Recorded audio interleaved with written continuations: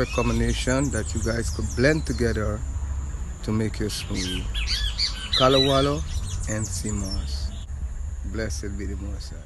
Check out our Kalawala video and order it at healingherbsandlivity.com. Today we're going to use 100% wild-crafted Irish sea moss. Okay, boost your immune system, keep your buff again.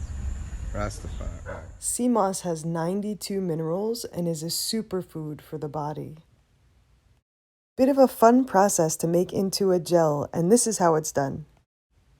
I took about a handful or a cup of sea moss and put it in a bowl and covered it with water. We're going to allow this to sit for 8 hours or overnight. Then be sure to wash it really well. Okay.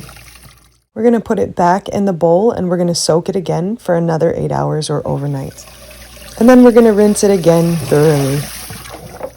Then we're going to put it in a blender and cover it with alkaline water and blend it till it's very smooth.